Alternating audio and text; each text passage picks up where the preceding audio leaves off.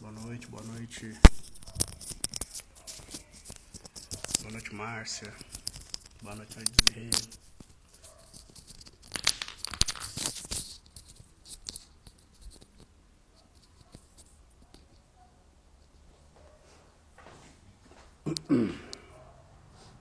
Como vocês estão?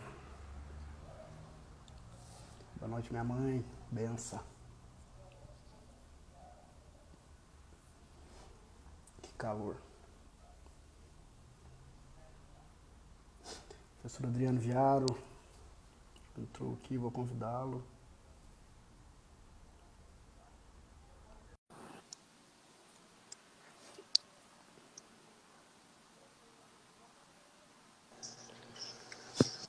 Boa noite, professor. Opa, tudo bem, meu amigo? Tudo bem com o senhor? Tudo bem. Hoje estamos tranquilos quanto à energia. Estamos. Está me escutando bem? Estou escutando bem, sim.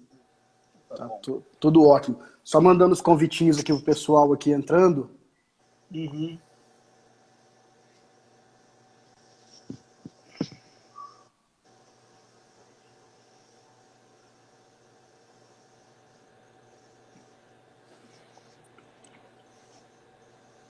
Hoje eu pensei que eu ia ter problema, porque o tempo aqui fechou muito e estava ventando, com previsão de tempestade. Sim. Aí eu falei, só falta essa hoje. A gente teve aqui alguns tempos ruins também. Agora fez um tempo bom, firmou. Só enviando aqui, a gente já começa.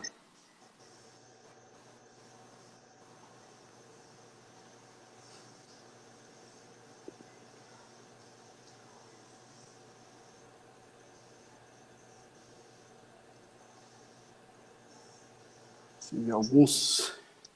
O pessoal vai entrando aí.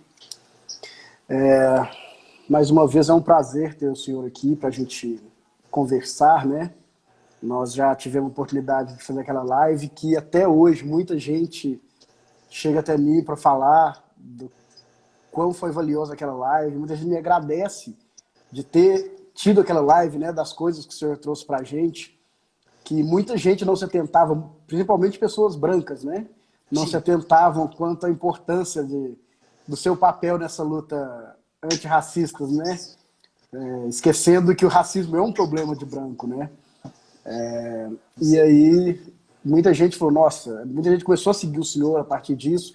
Volto a frisar, todos aqui, sigam o professor Viaro nas redes sociais, no YouTube, no Twitter, no Instagram, no Facebook. O professor Viaro é conhecimento diário, e eu tenho aprendido muito, ele é uma pessoa muito acessível, eu sempre converso com ele no WhatsApp, ele me tira dúvidas, e assim, agradeço muito as oportunidades que o senhor tem me dado de aprender algumas coisas que só com muita pesquisa, né, que a gente fica sabendo, porque o que a gente aprendeu é bem raso, Sim. né.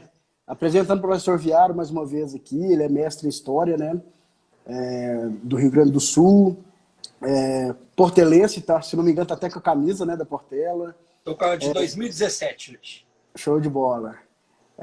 Antirracista, dá várias palestras. Esse mês eu tenho acompanhado muito as palestras que o senhor tem dado, né? E eu falo para todo mundo, quem quiser aprender, siga o professor Viário, que é extremamente... É uma coisa que minha mãe sempre me falou. Quando eu era mais novo e estava com aquela preguiça de estudar, né, na escola ali, que criança ali com preguiça, falou, Gustavo, o que você aprende a mais não vai ocupar espaço nenhum, só vai agregar. Então, para todo mundo, eu sempre repito isso, gente, vamos aprender mais sobre essas questões que não foram trazidas para a gente. Então, mais uma vez, muito obrigado, professor Viaro. Fique à vontade, a casa é sua. Agradeço, primeiramente, as palavras do amigo.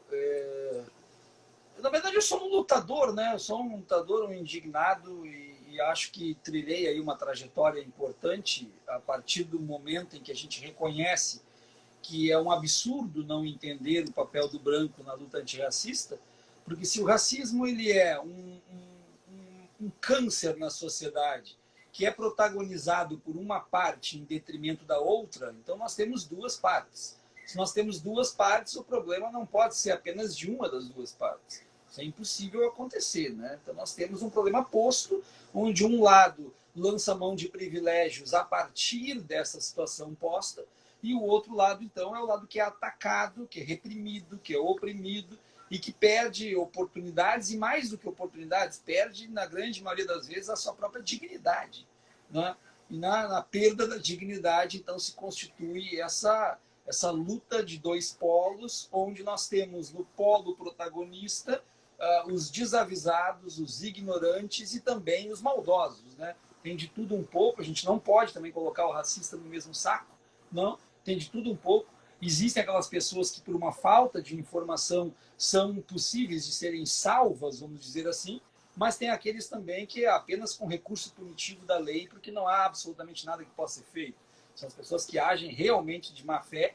E aí talvez explique-se um pouco a dificuldade da população, porque quando a gente fala que existem pessoas más, sempre existe um rechaço de quem escuta, que não quer acreditar que possam existir. Não, existem sim. Existem pessoas más e elas não são poucas. Elas não são poucas. E elas se constituem primeiramente na falta de empatia. São pessoas que efetivamente não se importam com o outro. E se elas não se importam com o outro, elas não podem ser consideradas pessoas boas. Então eu acho que é mais ou menos por aí. Isso, com certeza, professor. Hoje o nosso tema aqui, pessoal, como já tem sido anunciado aí bastante, é sobre o Zumbi do Palmares, né? Zumbi de Palmares. O professor Viaro, ele é mestre em História e a sua tese de mestrado foi sobre zumbi, né? Sobre Quilombos dos Palmares. Sobre Quilombo dos Palmares, isso. Então ele vai trazer para a gente muito conhecimento aqui e desmentir, né? Ou trazer informação sobre aquelas falácias que existem, né? Sobre zumbi, sobre Palmares. Então, professor, eu deixei uma caixinha de perguntas, né? Depois eu até abri novamente. E algumas pessoas choveram de perguntas. O senhor tem alguma introdução para fazer a respeito, ou o senhor já quer que eu comece a fazer essas perguntas aqui, porque eu creio que o tempo vai ser pequeno. Eu acho que é melhor a gente partir para as perguntas, porque a live anterior, e que está inclusive no meu canal do YouTube também, ela serve como introdução, né? Quem não viu a live é importante que veja, ela serve como introdução, e eu acho que nesse dia 19 de novembro a gente tem muita coisa para conversar e talvez as perguntas possam ser o nosso eixo. Ótimo, ótimo. Então, professor, para começar aqui com as perguntas, a primeira é a mais famosa de todas, né? Essa questão de zumbi, ele tinha escravos? Bom, primeiramente, quando a gente vai tratar da questão se zumbi tinha escravos ou não, a gente tem que entender que estamos falando de século XVII, na Serra da Barriga, capitania de Pernambuco, hoje estado de Alagoas, mais ou menos 100 quilômetros para introduzir, para arredondar, 100 quilômetros para dentro da faixa litorânea, da franja litorânea. Então é muito difícil fazer qualquer afirmação a respeito de um período com tão poucas provas. A segunda coisa que nós temos que afirmar é que os negros palmarinos não deixaram nada registrado por escrito, absolutamente nada. Então tudo que nós temos escrito sobre Palmares foram escritos por homens brancos do século XVII, tomados por um racismo extremamente nocivo, não que hoje ele não o seja, mas tenta multiplicar isso para o século XVII.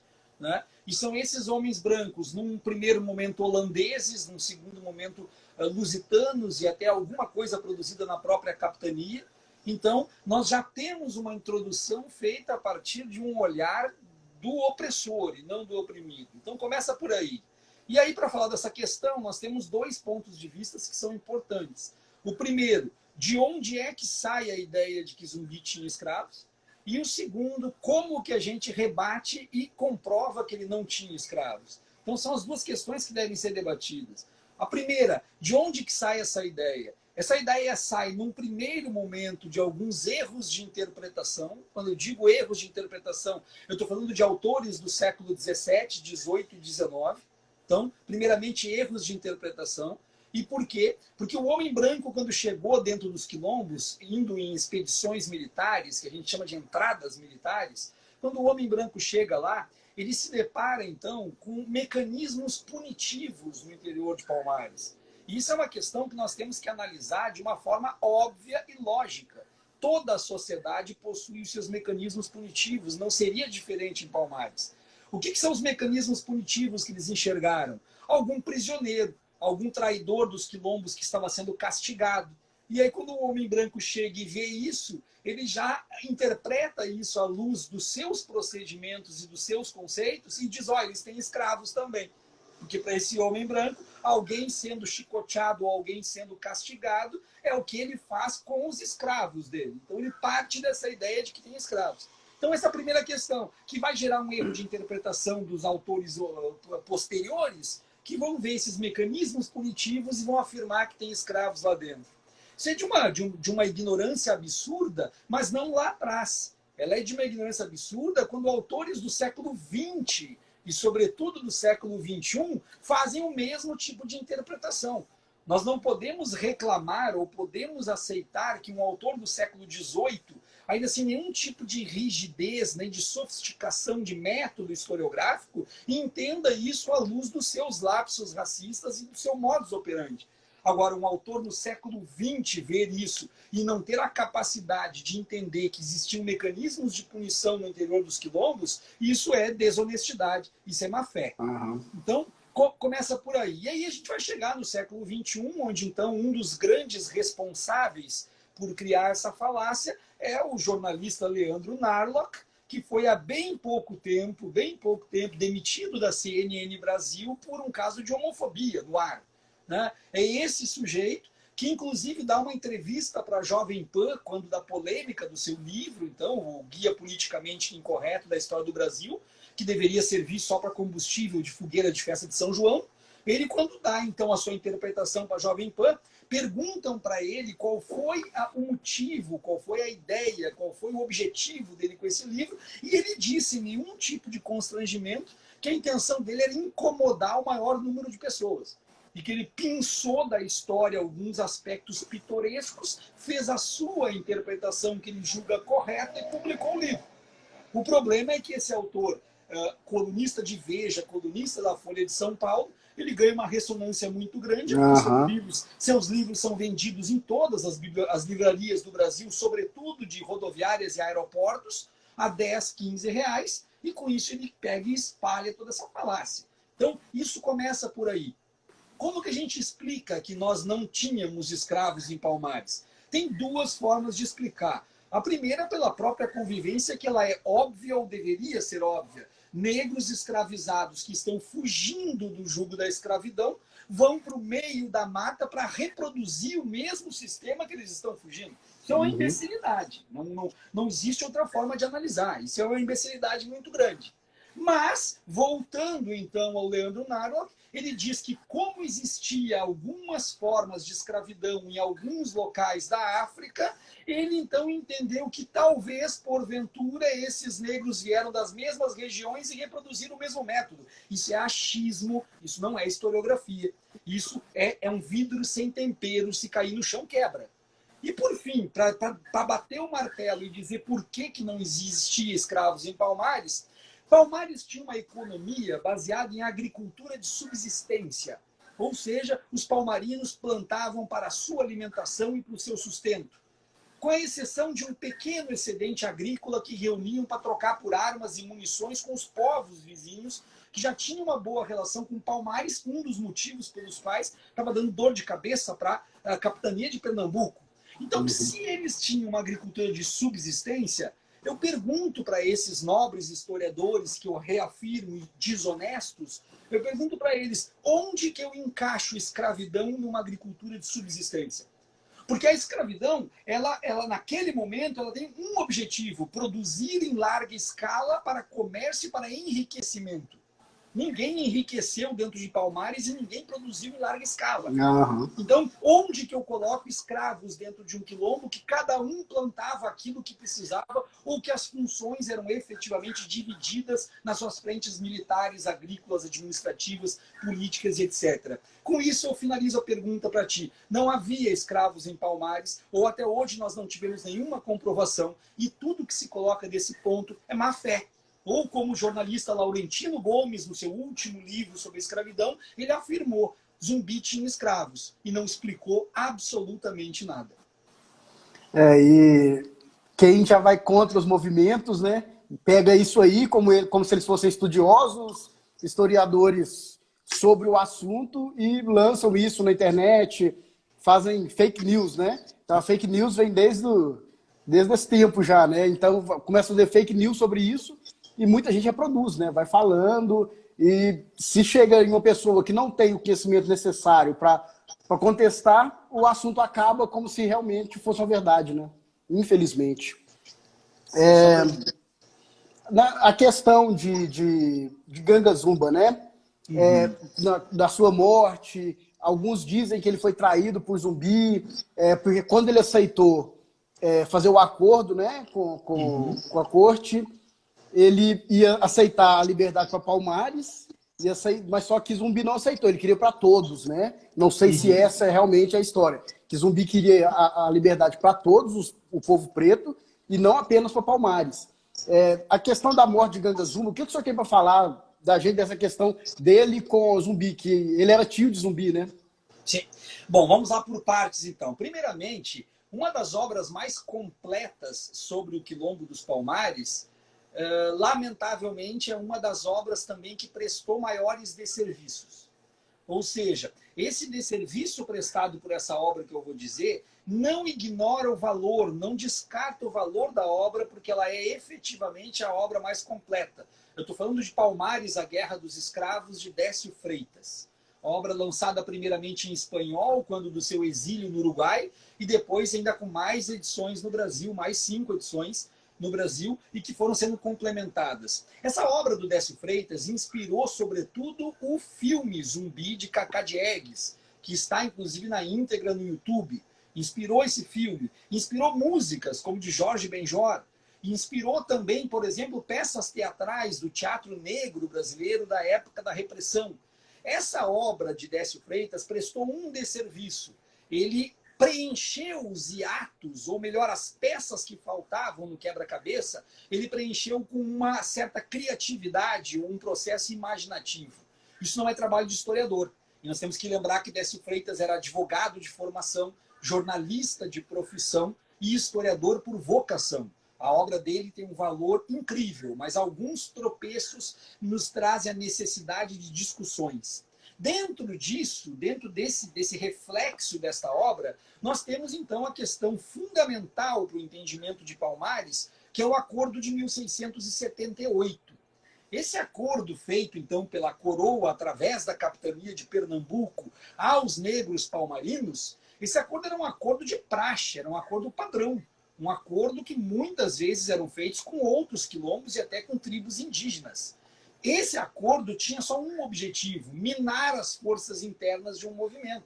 Então, como Palmares eram 15 quilombos, né, confederados, e cada um com a sua liderança, um acordo que dizia que os negros palmarinos que nasceram em Palmares serão considerados livres e aqueles que não nasceram serão reescravizados, não tinha por parte da coroa o objetivo de que eles aceitassem isso. Nunca passou pela cabeça da coroa que os negros iriam aceitar. O objetivo não era esse. O objetivo era justamente criar discórdia dentro de Palmares. Jogar líderes contra líderes. E fazer que houvesse, então, uma guerra interna.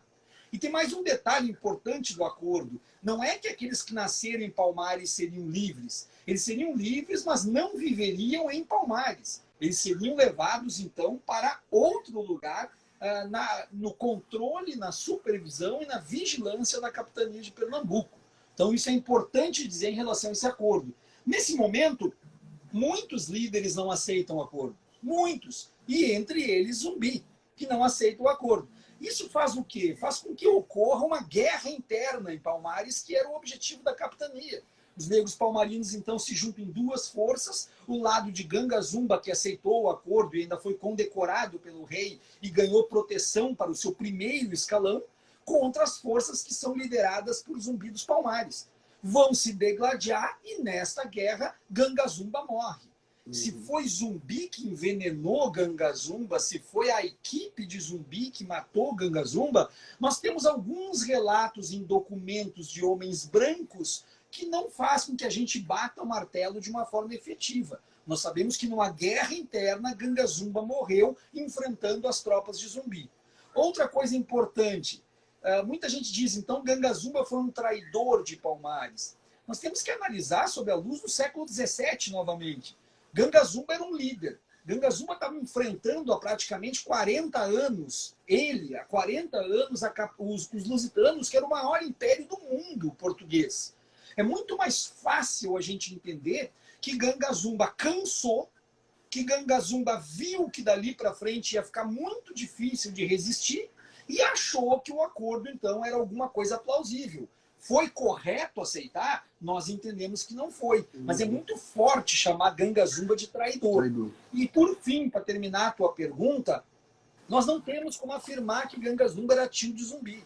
Não há como fazer essa afirmação. Essas ideias de mãe, vó, tio, tia, sobrinho, filho, elas são muito mais simbólicas do que consanguíneas. Mais ou menos como uma relação na matriz africana, em que a mãe de santo não é mãe do seu filho de santo, mas é chamada de mãe.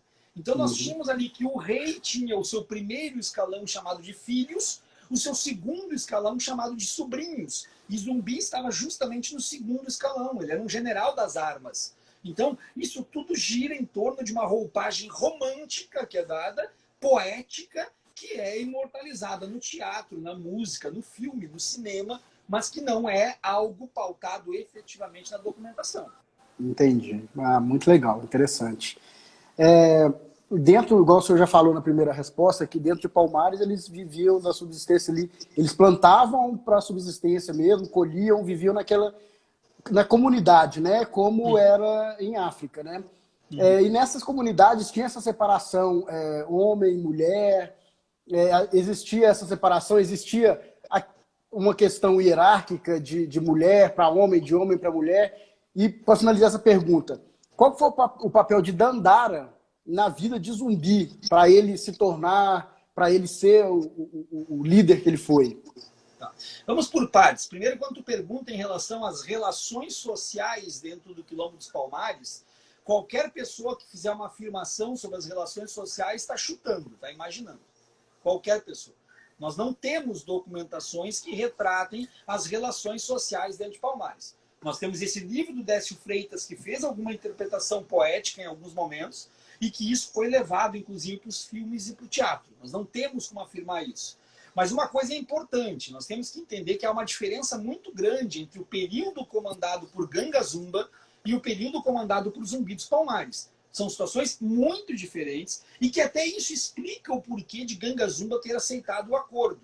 Quando Zumbi assume Palmares em 1680, os portugueses estão muito melhores preparados no que diz respeito ao armamento bélico.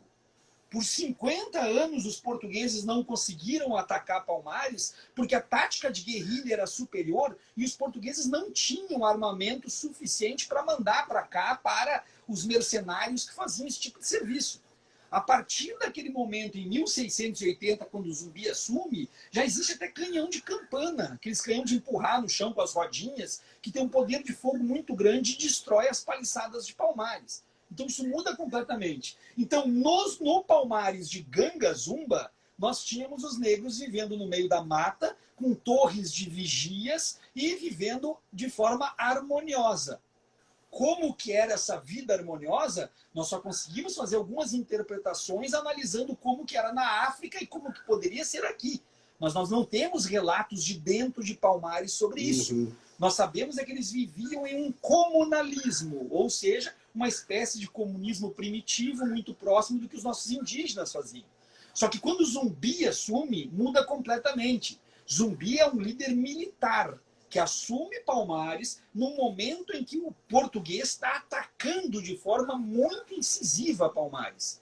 E nesse momento Zumbi muda o procedimento de Palmares e cria um exército para resistir, porque isso era absolutamente necessário. Historiadores desonestos pegam isso e dizem Zumbi foi um ditador cruel, mercenário, babá. Não foi um ditador cruel. Mas quando os portugueses começaram a mostrar que iam de fato acabar com Palmares, Zumbi viu que só existia uma forma: resistir de forma militar. Aprimorar as táticas de guerrilha e criar um exército engajado que ninguém podia fugir, ninguém podia largar. Todo mundo tinha que pegar junto, porque se não pegasse junto iam morrer. Desta forma, Zumbi dos Palmares conseguiu resistir heroicamente por 15 anos, de 1680 a 1695, até ele ser capturado e morto. Então, existem diferenças do Palmares de Gangazumba para o Palmares de Zumbi, até pela diferença da época e do que isso significou de aporte tecnológico militar por parte dos portugueses. Quando me pergunta a respeito de Dandara, a situação é muito complicada de falar. Se nós não temos documentações das relações internas de Palmares, se nós não sabemos como que eram as famílias e como que não eram as famílias, e tudo isso está muito mais na história oral do que na história documental, é muito mais fácil pegar uma pessoa que seja especialista em antropologia daquela região, em história oral daquela região, para ver então como que Dandara surge. Se tu pegar, por exemplo, o Ney Lopes, grande sambista do Brasil e grande historiador também, o Ney Lopes vai ser taxativo quando ele diz Dandara é uma construção simbólica. Isso choca e isso assusta. Mas ele está sendo honesto também. Mas quando eu digo Dandara é uma construção simbólica, eu não estou dizendo que Dandara não existiu.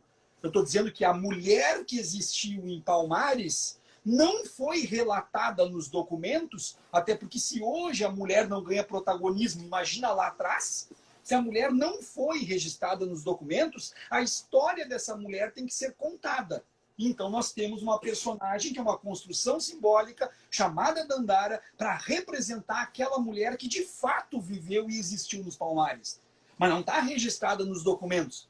Mas nós também temos que entender que o registro em documentos, sobretudo naquela época, é uma tradição do europeu, não é uma tradição do negro africanizado que passa a sua tradição, a sua oralidade, a sua cultura através dos seus griots e dos seus contadores de história.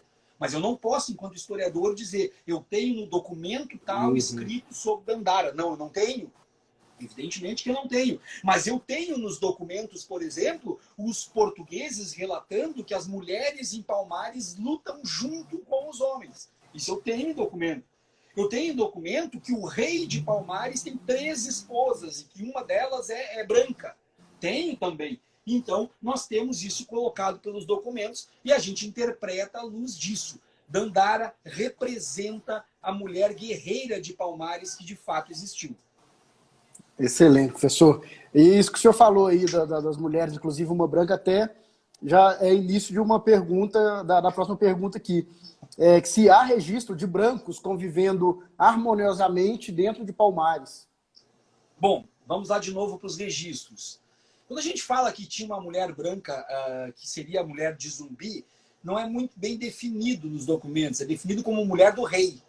A gente não sabe do que eles estão falando, se o homem branco que ali chegou identificou alguém como rei e esse era o rei realmente. Nós temos que entender que a categoria rei é uma categoria europeia. Os negros não usavam essa categoria europeia é um termo europeu. Né? Nós sabemos, por exemplo, que Palmares era reduto, ou Palmares era abrigo de todos aqueles que eram contra a opressão da capitania. Então, todos aqueles que eram contra fugiam para Palmares e se sentiam bem lá dentro e seguros lá dentro. Todos, ou seja, independentemente de sexo e de cor. As escavações da arqueologia, que infelizmente pararam nos anos 90, lá em Palmares, por falta de incentivo público, o que é uma lástima, porque isso é a nossa história, as escavações acharam, inclusive, cerâmicas indígenas, o que nos dá indícios de que existiam entre esses quilombos palmarinos, quilombo indígena também.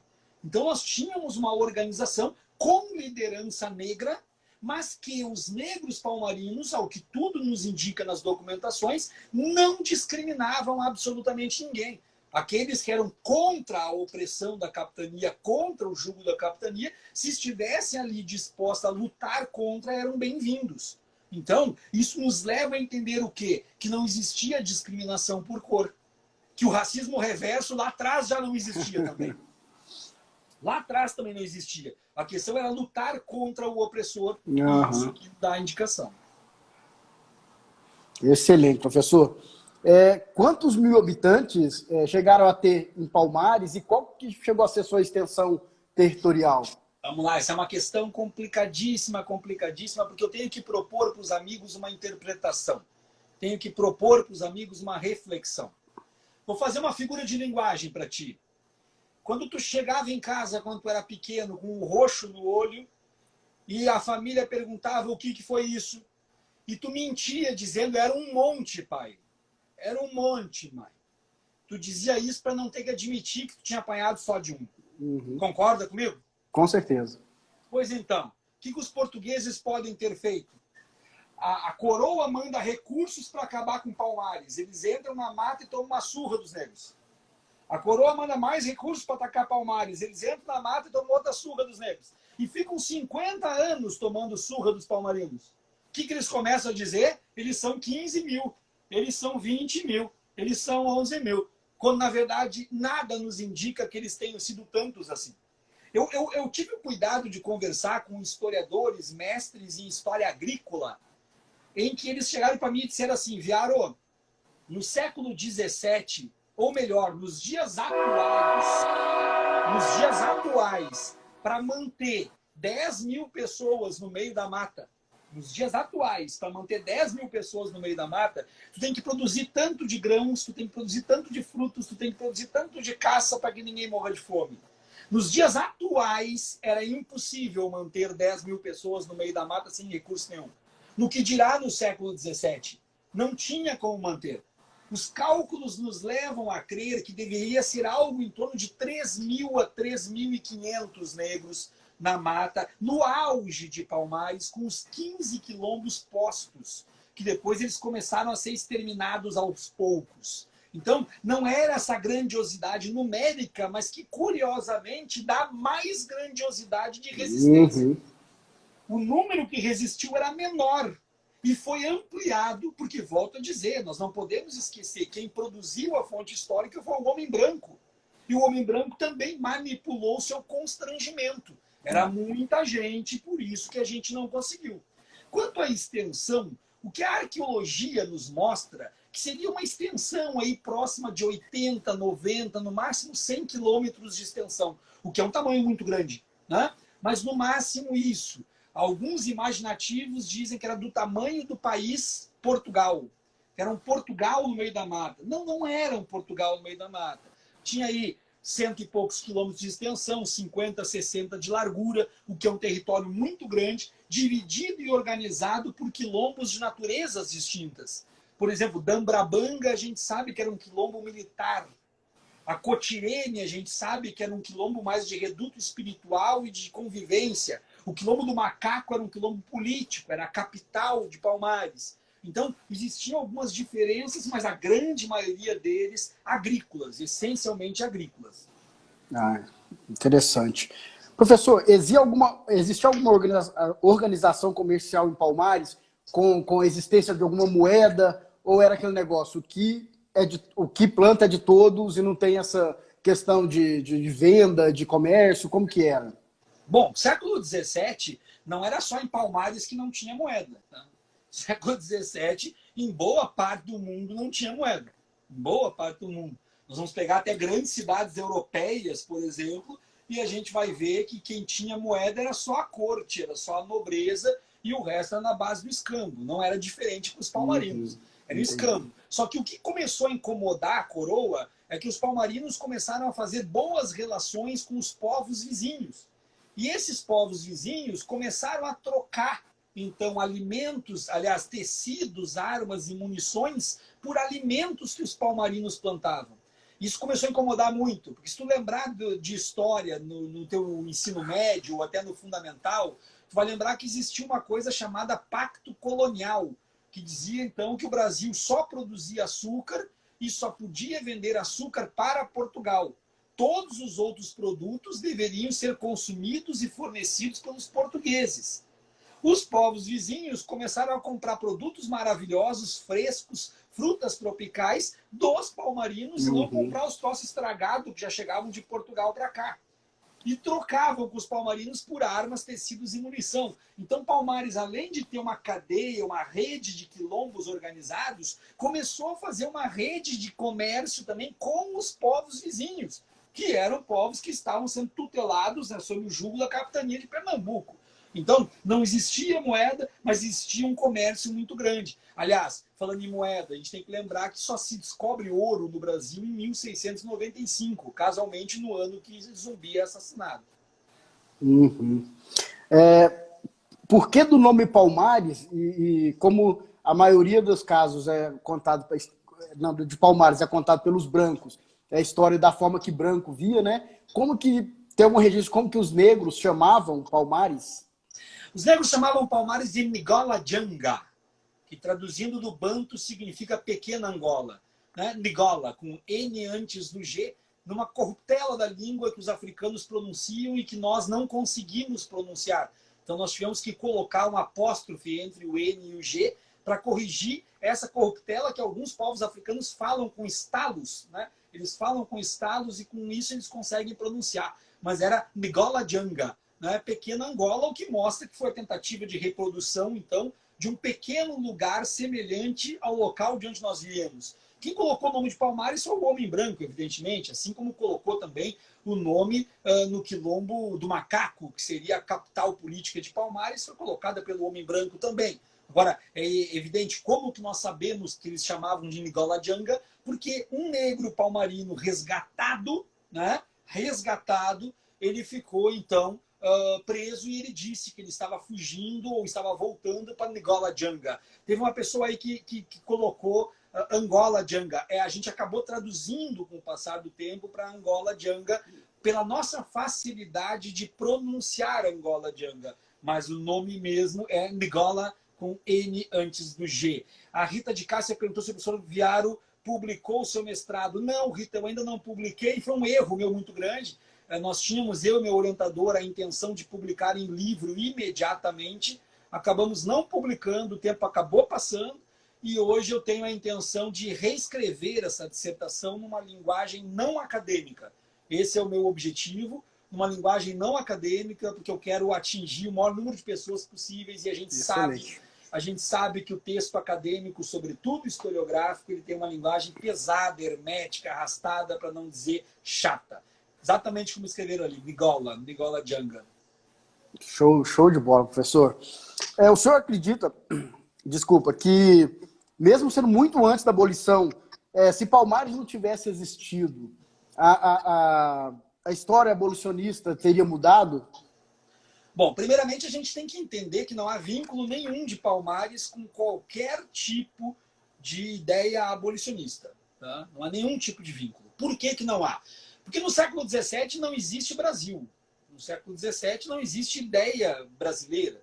No século XVII não existe um espírito nativista. Ou seja, não tem como a gente entender que lá no século XVII as pessoas tinham uma ideia de vamos libertar os escravos deste país para ser aceitos neste país. Não. Existem duas naturezas distintas quando a gente fala de quilombos. Existem os quilombos de resistência e os quilombos de abolição.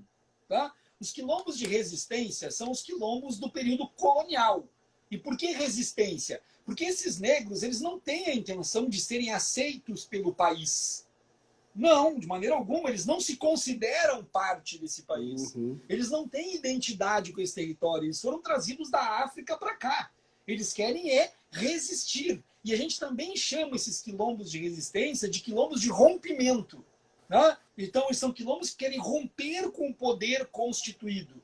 Apenas isso, romper com o poder constituído. E viver, então, a liberdade e viver, então, a sua vida plena e com dignidade. Os quilombos de abolição são os quilombos do século XIX, que são quilombos já urbanos, com apoio também de políticos brancos abolicionistas e de negros nascidos no Brasil, netos de escravizados ou filhos de escravizados, e que querem, nesse momento, serem aceitos na sociedade brasileira.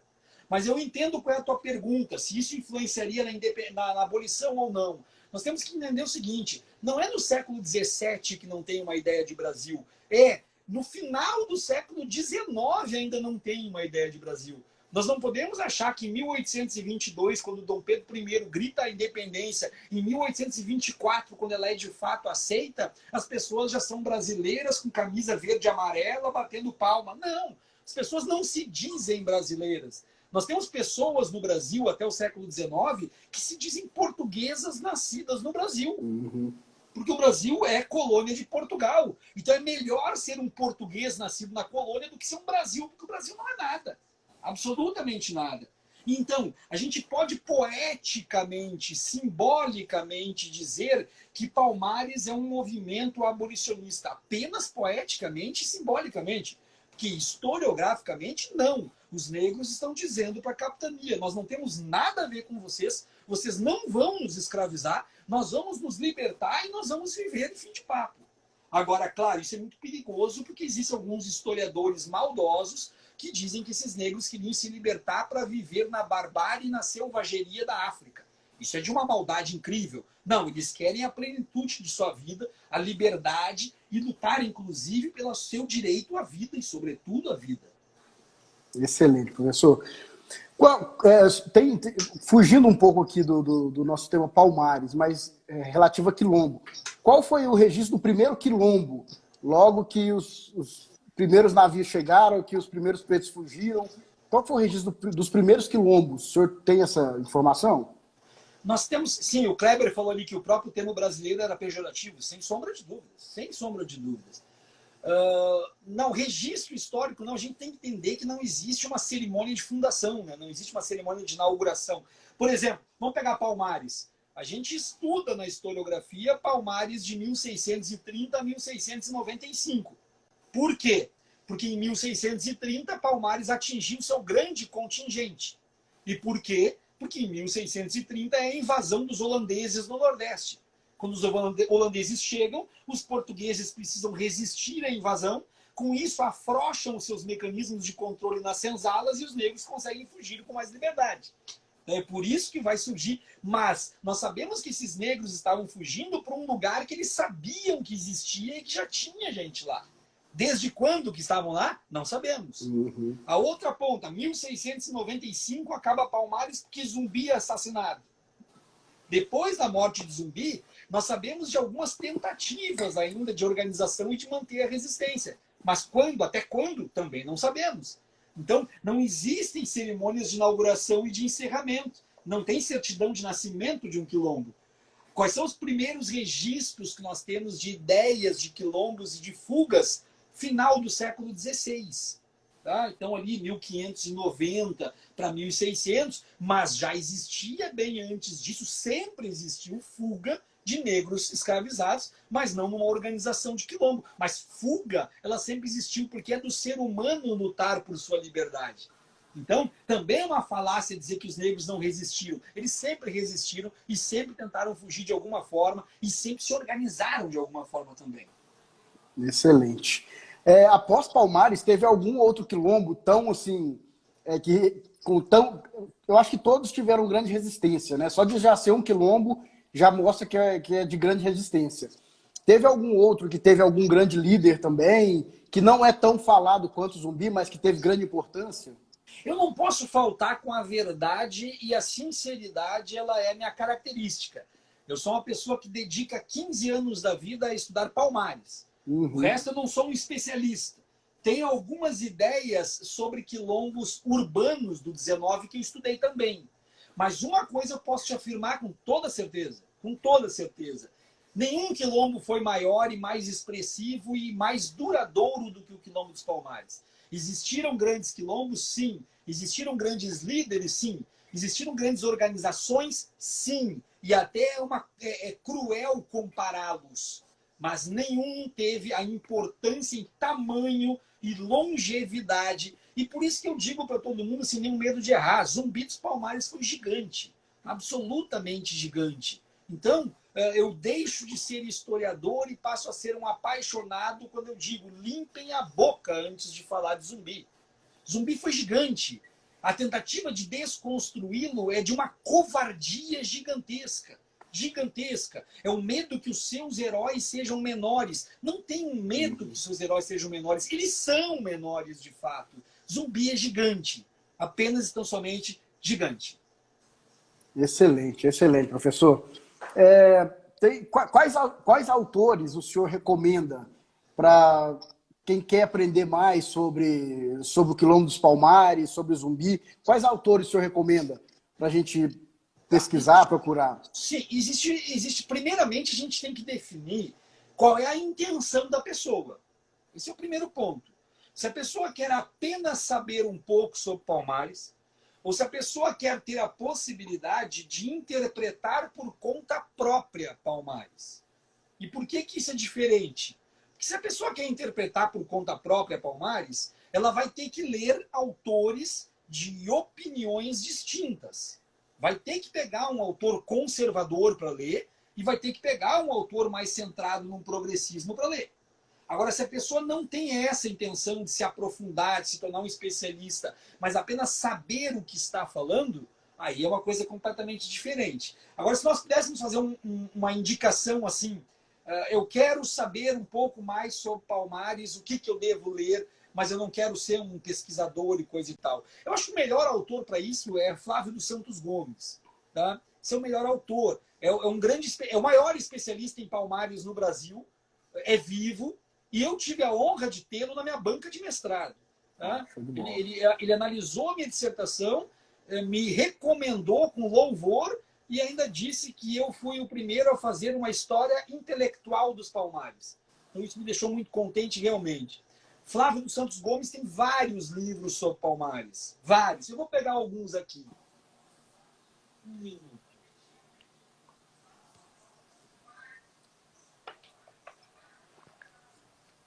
Esses dois livros do Flávio são livros maravilhosos, maravilhosos. Este aqui, tá? Este aqui, Palmares, de Flávio Gomes. Fantástico, fantástico, fantástico. Vai fazer uma recapitulação historiográfica. E esse aqui, se quiser focar em Zumbi, tá? De Olho em Zumbi dos Palmares. Um livro de síntese de um enorme historiador especialista no assunto. Então, são duas obras primorosas. Aí depois, se a pessoa quiser se aprofundar um pouco mais, existem 4 obras que são fundamentais, que é Quilombo dos Palmares, de Edson Carneiro, O que foi o Quilombo dos Palmares, do poeta surrealista Benjamin Perret, um francês que viveu aqui no século XX, que foi caçado pela ditadura Vargas. Memorial dos Palmares, do comunista Ivan Alves Filho. E o Palmares, a Guerra dos Escravos, de Décio Freitas. Essas 4 obras que são casualmente as obras mais atacadas pelo desonesto do Leandro Narlock. Eu até estava ouvindo o podcast com o Alê. O senhor falou que chamou ele para conversar a respeito, né, para ele provar do que ele estava falando e, logicamente, ele não conseguiu provar, né? Não, ele foge, ele pula de um lado, pula para o outro, diz que não disse. É falácia, né? Falácia. E, infelizmente, igual o senhor falou, ele tem um grande alcance, né? O que ele Enorme. fala, o que ele escreve tem um grande alcance, infelizmente. Isso. Pelo menos o Alê está tendo um alcance bom também. Né? Graças. Está tendo um alcance muito bom também. Eu também conversei com o Emicida a respeito, o Emicida também está se organizando e talvez a gente possa conversar futuramente sobre alguma coisa. Excelente, excelente. Essas cabeças se juntando aí para a gente é ótimo, é muito bom. Professor, quando fala de Zumbi tinha escravos, fala do povo preto, isso aqui fugindo um pouco do tema da live só de Palmares, né? Eu vi uma analogia do senhor, eu não sei qual palestra foi, eu até gostaria que o senhor reproduzisse aqui, naquela questão, quando fala que os pretos africanos vendiam os próprios pretos, escravizavam o próprio preto para vender para português, e não se fala isso quando se fala de uma grande guerra, que branco matava branco. Eu queria só que o senhor fizesse aquela analogia aqui para quem está nos assistindo. Que, na verdade, existem 2 grandes falácias. A primeira é que Zumbi tinha escravos, e a outra é que negro vendia negro, que irmão vendia irmão. Sabe que esse discurso cansa? Não sei se o amigo percebeu, mas hoje eu estou bem cansado. Estou com sono, inclusive. Tá? Porque eu estou cansado porque o mês de novembro desgasta muito. Imagino. E não desgasta pelas palestras. Desgasta porque a gente passa a vida inteira tendo que desconstruir as mesmas falácias. E depois que passa um ano, as mesmas pessoas voltam com as mesmas falácias que tu já discutiu com eles. Isso cansa, isso incomoda muito. Então, quando diz assim, mas negro vendia negro. Primeira coisa que a gente tem que dizer, sabe quando é que o negro descobriu que ele era negro? quando ele viu que existia um branco. Antes disso, ele não sabia que ele era negro, porque era todo mundo negro. Olha, a regra básica de língua portuguesa, qualquer adjetivação é fruto de uma comparação. Qualquer. Se tu chama alguém de burro, é porque existe alguém inteligente que te dá a base para chamar de burro. Se tu chama alguém de feio, é porque é em comparação a alguém que é bonito. Então, ninguém se chamava e se entendia por negro na África antes de descobrir que existiam pessoas de outra cor. Ninguém. Então, partindo disso, já desconstrói. Negro não vendia negro. Segundo ponto. Mas é que o irmão vendia irmão. Quando o cara diz que irmão vendia irmão, ele está partindo de um discurso essencialmente racista. Porque quando ele diz que irmão vendia irmão, é porque para ele, negro é tudo igual. E se negro é tudo igual, é todo mundo irmão. E se um negro vender o outro, é um irmão vendendo o outro. Ele está desconsiderando que a África tem uma pluralidade étnica cultural gigantesca, muito maior do que os povos brancos, que já são muito plurais também. Então isso é de uma falácia muito grande, dizer que negro vem de negro. E aí vem a outra questão que eu faço, então a analogia que tu pediu para repetir. Eu digo, se tu diz que negro vendia negro, por que na Segunda Guerra Mundial tu não diz que branco matava branco? E a pessoa diz, porque não era branco que matava branco, era um povo contra o outro. Mas então, cara pálida, tu acha que na África era o quê? Eram povos inimigos, povos rivais que se degladiavam e o português esperto começou a comprar os prisioneiros de guerras desses conflitos para escravizar do outro lado do Atlântico. E quando o português viu que esse negócio era vantajoso, ele teve a ideia brilhantemente maquiavélica e diabólica. Vamos incentivar essas guerras na África, porque quanto mais guerra, mais prisioneiro tem para a gente escravizar. E começaram a fornecer armas para esses povos, inclusive. Então, dizer que negro vendia negro é de uma imbecilidade tremenda. Tremenda. Não havia nenhum tipo de identidade de irmão. A irmandade de cor, ela surge do lado de cá do Atlântico. Quando esses povos inimigos chegam do lado de cá, eles percebem que eles precisam acabar com as suas inimizades, com as suas rivalidades, suas rixas, porque eles percebem que para o português todos eles são iguais e todos eles são escravos porque todos eles possuem a mesma tonalidade de pele. Então aqui surgem movimentos negros, aqui surgem ideias de irmandade, aqui surge essa união que foi forçada pelo homem branco. Os 350 anos de escravidão é a maior catástrofe, a maior tragédia criada pelo homem. A escravidão é a grande mancha branca na história desse país. Porque, antes de mais nada, atacou a pluralidade e a diversidade de um povo de forma inexorável. Não tem volta. A África que existiu um dia jamais vai ser a mesma de novo. Ela foi invadida e saqueada por todos os lados. Porque enquanto a gente está falando do que o português fez do deserto do Saara para baixo, a gente não pode esquecer o que os árabes fizeram do deserto do Saara para cima. E por isso que nós temos uma África árabe do lado de cima e nós temos uma África, então, absolutamente destruída, destroçada do lado de baixo. Então, é isso que nós temos que entender. A Miriam está aqui. Miriam, um abração para ti, Miriam. Que bom falar contigo. Obrigadão. Saudade da amiga. Então, não tem como dizer negro vendia negro. Não, negro não vendia negro. Pessoas entravam em conflitos e guerras. Pessoas entravam. E entrando em conflitos, o branco, como sempre, tirou proveito disso. Única e exclusivamente tirou proveito disso. E eu quero indicar um livro para o pessoal, se quiserem se aprofundar nisso que eu estou falando, esse livro aqui é maravilhoso. José da Assunção Barros, A Construção Social da Cor. Aqui vai entender isso tudo que eu estou falando, de quando que passou a ser negro, de quando que não passou. A Clementina está aí também. Abração, Clementina. Obrigado pela audiência. Qual que é o nome do livro, professor? A Construção Social da Cor, de José da Assunção Barros. É uma compilação de artigos da Assunção sobre diferença e desigualdade na formação da sociedade brasileira. É um livro primoroso para esse entendimento também. Professor, estamos chegando aqui à nossa 1 hora de live. Mais uma vez, sem palavras para agradecer o conhecimento que o senhor trouxe para a gente, a boa vontade, mais uma vez, de aceitar o convite para a gente conversar, para a gente fazer essa live. Graças a Deus isso fica gravado, né? Porque atinge muita gente. O senhor coloca no YouTube também, eu também coloco no Instagram. Então, mais uma vez, muito obrigado por esse conhecimento, por essa aula que o senhor nos dá, né? Sobre Palmares, sobre zumbi, sobre todos esses temas, né? Muito obrigado, professor. Eu agradeço ao amigo, eu agradeço as pessoas que nos assistem, eu agradeço as pessoas que vão nos assistir com essa aula gravada depois. E tu pode contar comigo sempre para a gente poder debater de todas as formas, em todo momento. Eu estou sempre à disposição.